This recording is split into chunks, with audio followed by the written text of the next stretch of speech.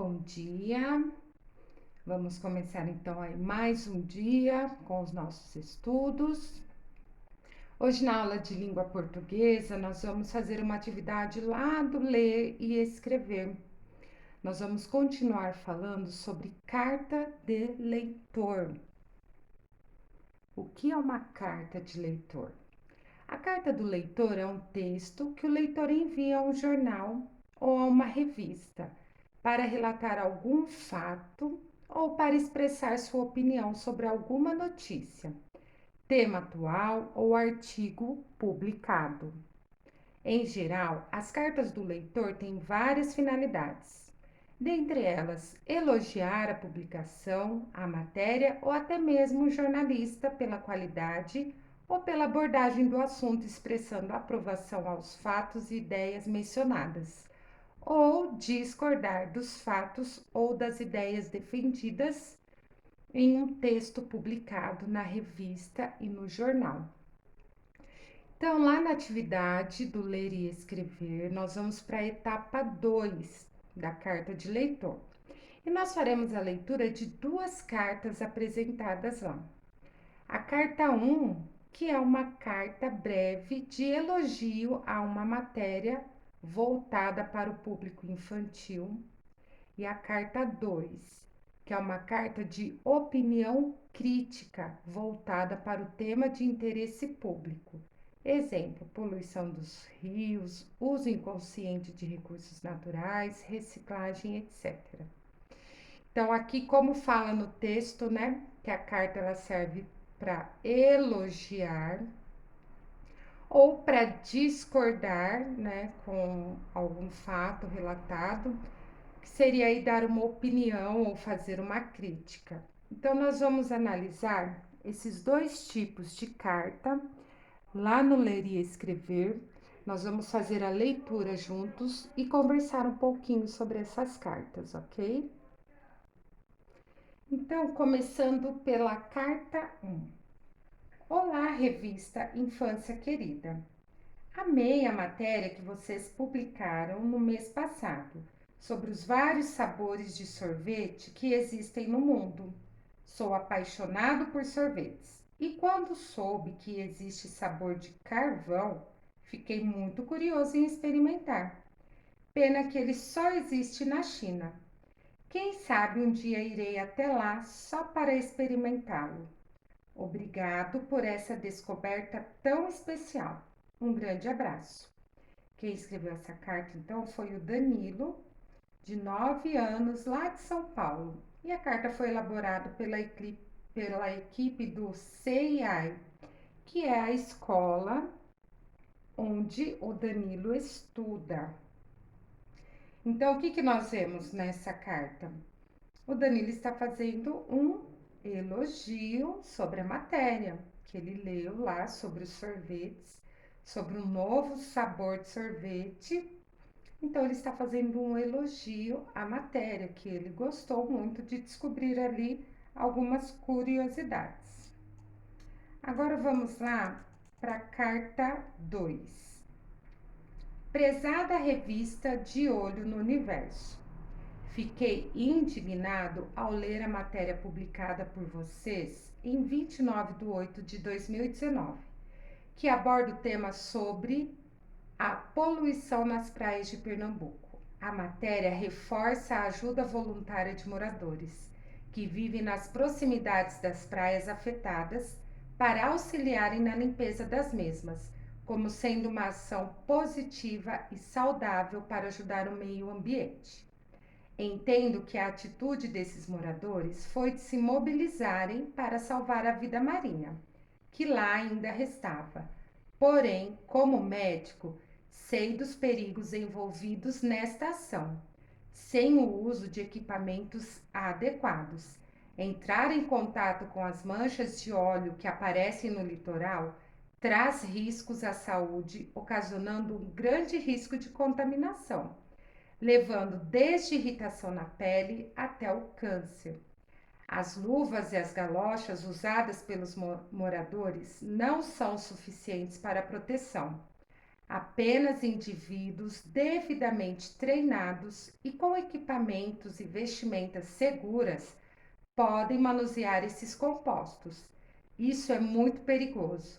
Diante disso, a matéria publicada poderia ter alertado aos leitores sobre a importância dessa ação ser feita pelos órgãos competentes e profissionais habilitados. Quem escreveu essa carta foi o Eduardo de São Paulo.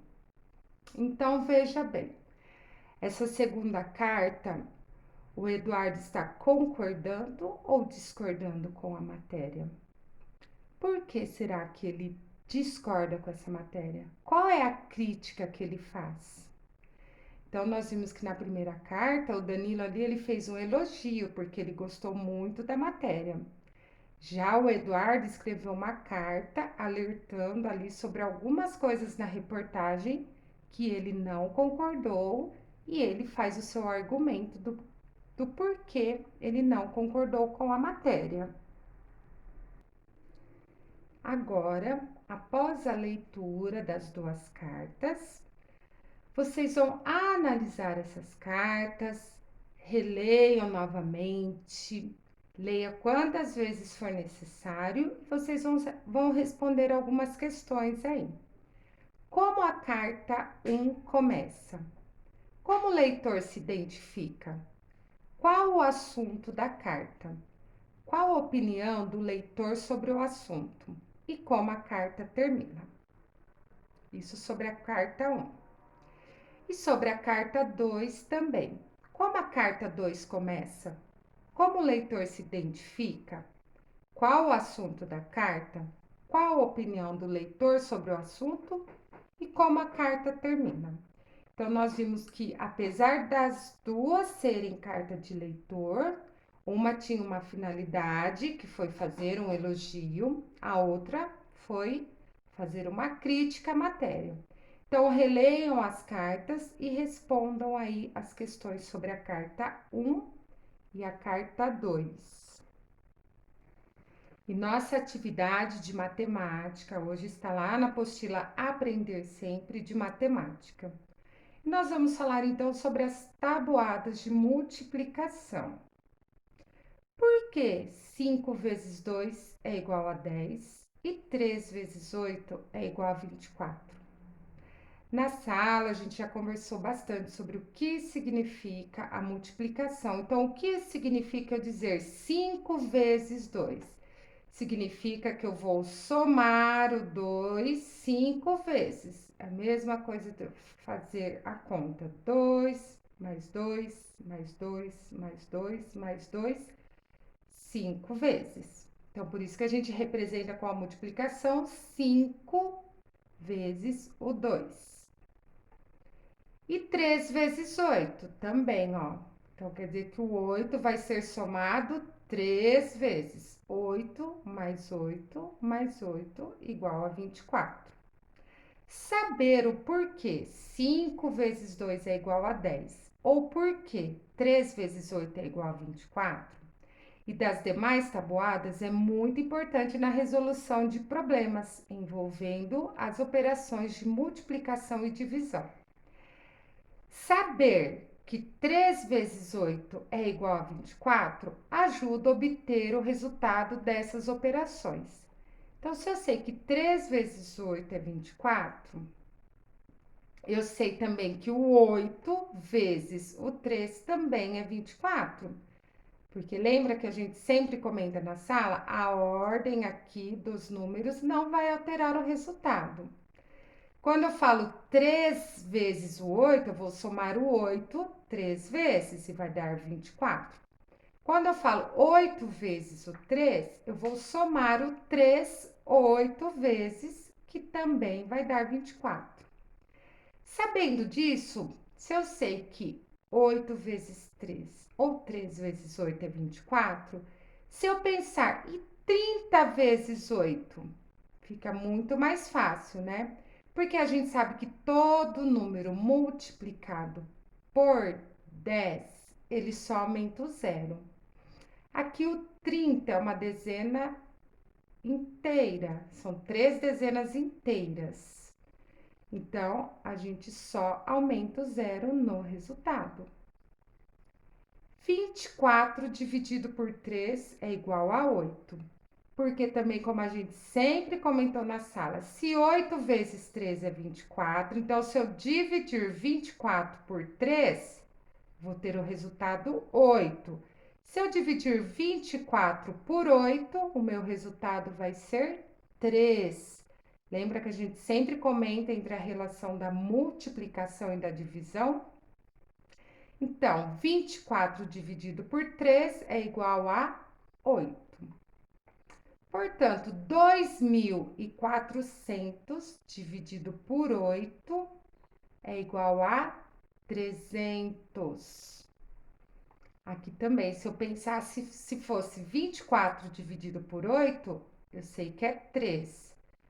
Aí, ó, 2.400. Não aumentou dois zeros aqui no número? A gente só aumenta dois zeros aqui também no resultado. Vamos praticar? Encontre o caminho do gol juntamente com o familiar, sabendo que a bola só poderá andar pelos resultados de multiplicações pelo 3 ou pelo 7. Será que existe mais de um caminho? Então, o desafio é vocês levarem a bola que está aqui até o gol. E aqui pelo caminho nós temos vários números. Vocês só vão poder andar em casas em que os números aqui são da tabuada do 3 ou do 7. Se esse número aqui, o 9, é resultado da multiplicação por algum número por 3 ou por 7, então lembrando que a gente vai ter que pensar sempre na tabuada do 3 ou do 7 para saber. Então, aqui eu sei, ó, que 3 vezes 3 é 9. Então, eu posso andar por essa casinha. E o 24? Será que eu tenho 24 na tabuada do 3 ou do 7? Se tiver, eu posso vir nessa casinha.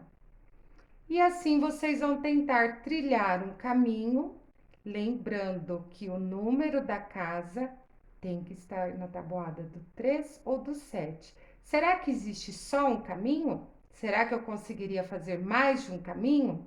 Então, vocês vão pensando aí, vão analisando número por número.